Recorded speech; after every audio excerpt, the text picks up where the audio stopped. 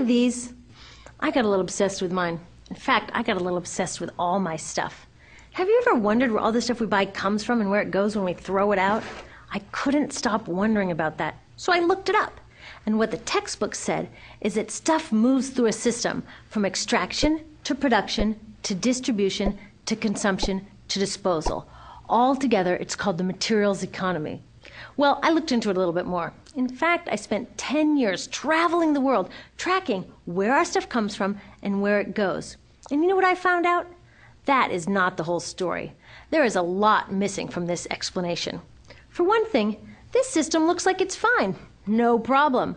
But the truth is, it's a system in crisis. And the reason it's a system in crisis is it's a linear system and we live on a finite planet. And you cannot run a linear system on a finite planet indefinitely. Every step along the way, this system is interacting with the real world. In real life, it's not happening on a blank white page.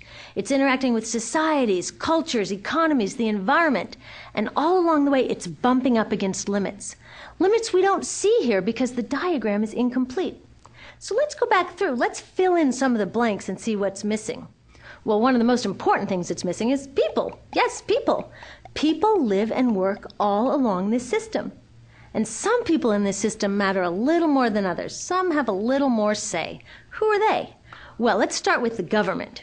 Now, my friends tell me I should use a tank to symbolize the government, and that's true in many countries and increasingly in our own. After all, more than 50% of our federal tax money is now going to the military.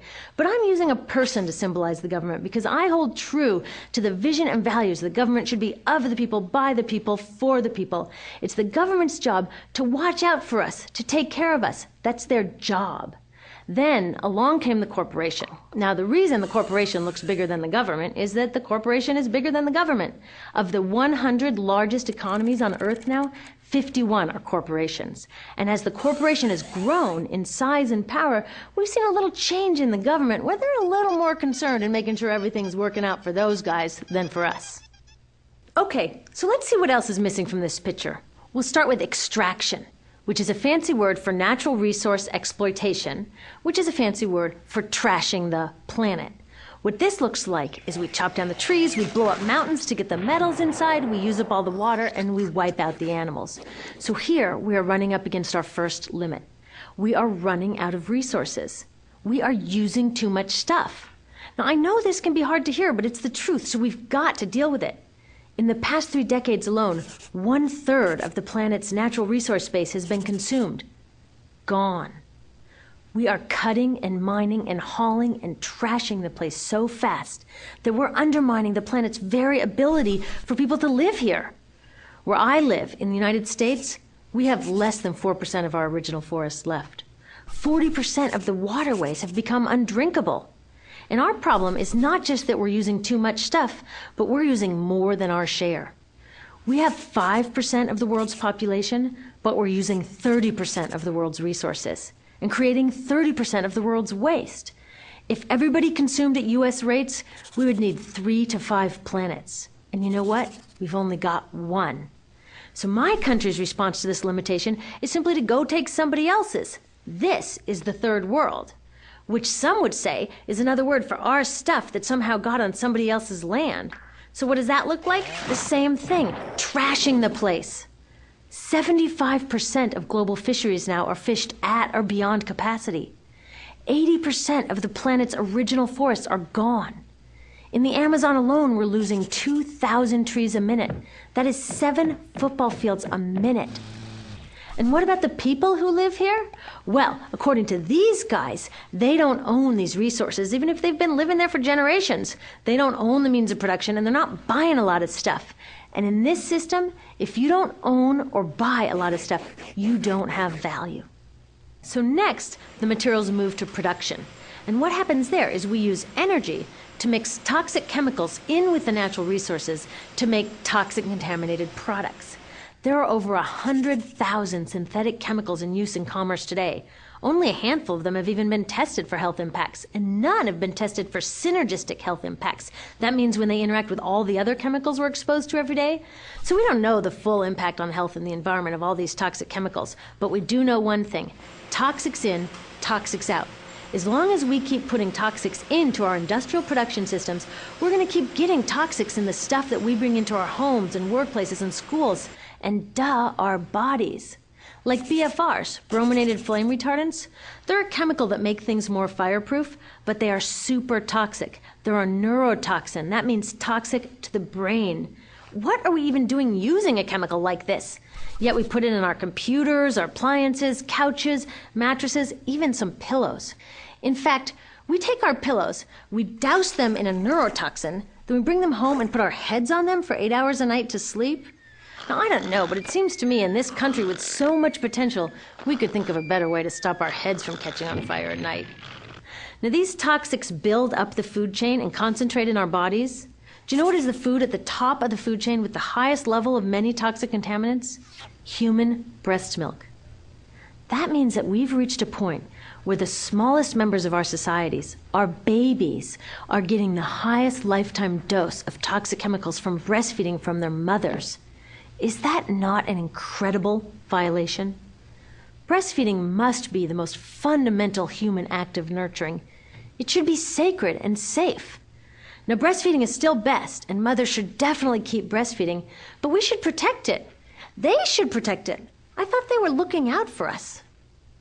And of course, the people who bear the biggest brunt of these toxic chemicals are the factory workers, many of whom are women of reproductive age. They're working with reproductive toxins, carcinogens, and more. Now I ask you, what kind of woman of reproductive age would work in a job exposed to reproductive toxins except for a woman with no other option? And that's one of the beauties of this system. The erosion of local environments and economies here ensures a constant supply of people with no other option. Globally, 200,000 people a day are moving from environments that have sustained them for generations into cities, many to live in slums, looking for work, no matter how toxic that work may be. So you see, it's not just resources that are wasted along this system, but people too. Whole communities get wasted. Yep, toxics in, toxics out. A lot of the toxics leave the factories in products, but even more leave as byproducts or pollution. And it's a lot of pollution.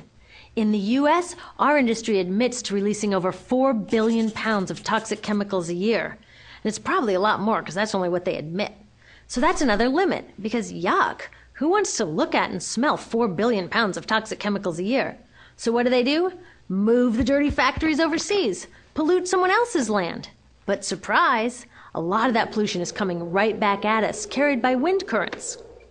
So what happens after all these natural resources are turned into products? Well, it moves here for distribution. Now, distribution means selling all the toxic contaminated junk as quickly as possible. The goal here is to keep the prices down, keep the people buying, and keep the inventory moving. How do they keep the prices down? Well, they don't pay the store workers very much, and they skimp on health insurance every time they can. It's all about externalizing the costs. What that means is that the real costs of making stuff aren't captured in the price. In other words, we aren't paying for the stuff we buy. I was thinking about this the other day. I was walking to work and I wanted to listen to the news, so I popped into a Radio Shack to buy a radio. I found this cute little green radio for $4.99. I was standing there in line to buy this thing, and I was thinking, how could $4.99 possibly capture the cost of making this radio and getting it into my hands? The metal was probably mined in South Africa. The petroleum was probably drilled in Iraq. The plastics were probably produced in China. And maybe the whole thing was assembled by some 15-year-old in a maquiladora in Mexico.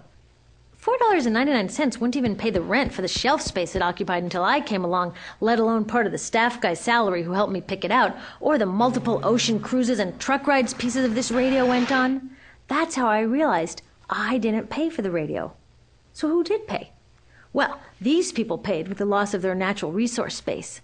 These people paid with the loss of their clean air, with increasing asthma and cancer rates. Kids in the Congo paid with their future. 30% of the kids in part of the Congo have dropped out of school to mine coltan, a metal we need for our cheap and disposable electronics. These people even paid by having to cover their own health insurance. All along this system, people pitched in so I could get this radio for $4.99. And none of these contributions are recorded in any accounts book. That's what I mean by the company owners externalized the true costs of production. And that brings us to the golden arrow of consumption. This is the heart of the system, the engine that drives it. It is so important that protecting this arrow has become the top priority for both of these guys. That's why after 9/11, when our country was in shock and President Bush could have suggested any number of appropriate things, to grieve, to pray, to hope. No, he said to shop, to shop. We have become a nation of consumers. Our primary identity has become that of being consumers, not mothers, teachers, farmers, but consumers. The primary way that our value is measured and demonstrated is by how much we contribute to this arrow, how much we consume. And do we? We shop and shop and shop, keep the materials flowing, and flow they do. Guess what percentage of total materials flow through this system is still in product or use 6 months after their date of sale in North America? 50%? 20? No, 1%. 1.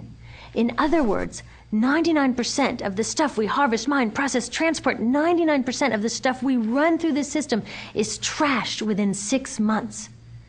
Now, how can we run a planet with that level of materials throughput? It wasn't always like this. The average U.S. person now consumes twice as much as they did 50 years ago. Ask your grandma. In her day, stewardship and resourcefulness and thrift were valued. So how did this happen? Well, it didn't just happen. It was designed.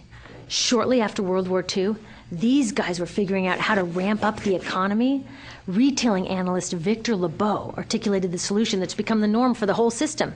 He said, our enormously productive economy demands that we make consumption our way of life, that we convert the buying and use of goods into rituals, that we seek our spiritual satisfaction, our ego satisfaction in consumption. We need things consumed, burned up, replaced, and discarded at an ever-accelerating rate. President Eisenhower's Council of Economic Advisors chairman said that the American economy's ultimate purpose is to produce more consumer goods. More consumer goods? Our ultimate purpose? Not provide health care or education or safe transportation or sustainability or justice? Consumer goods? How did they get us to jump on board this program so enthusiastically? Well, two of their most effective strategies are planned obsolescence and perceived obsolescence. Planned obsolescence is another word for designed for the dump. It means they actually make stuff to be useless as quickly as possible, so we'll chuck it and buy a new one. It's obvious with things like plastic bags and coffee cups, but now it's even big stuff. Mops, DVDs, cameras, barbecues even, everything. Even computers. Have you noticed that when you buy a computer now, the technology is changing so fast that in just a couple of years, it's actually an impediment to communication? I was curious about this, so I opened up a big desktop computer to see what was inside. And I found out that the piece that changes each year is just a tiny little piece in the corner. But you can't just change that one piece because each new version is a different shape. So you gotta chuck the whole thing and buy a new one.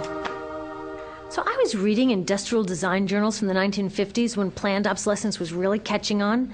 These designers are so open about it. They actually discuss how fast can they make stuff break that still leaves the consumer having enough faith in the product to go out and buy another one. It was so intentional. But stuff cannot break fast enough to keep this arrow afloat. So there's also perceived obsolescence. Now, perceived obsolescence convinces us to throw away stuff that is still perfectly useful. How do they do that? Well, they change the way the stuff looks. So if you bought your stuff a couple of years ago, everyone can tell that you haven't contributed to this arrow recently. And since the way we demonstrate our value is contributing to this arrow, it can be embarrassing. Like, I've had the same fat white computer monitor on my desk for 5 years. My coworker just got a new computer. She has a flat, shiny, sleek monitor. It matches her computer, it matches her phone, even her pen stand. She looks like she's driving in Spaceship Central, and I look like I've got a washing machine on my desk. Fashion is another prime example of this. Have you ever wondered why women's shoe heels go from fat one year to skinny the next to fat to skinny? It's not because there's some debate about which heel structure is the most healthy for women's feet. It's because wearing fat heels in a skinny heel year shows everybody that you haven't contributed to that arrow as recently, so you're not as valuable as that person in skinny heels next to you, or more likely in some ad. It's to keep us buying new shoes.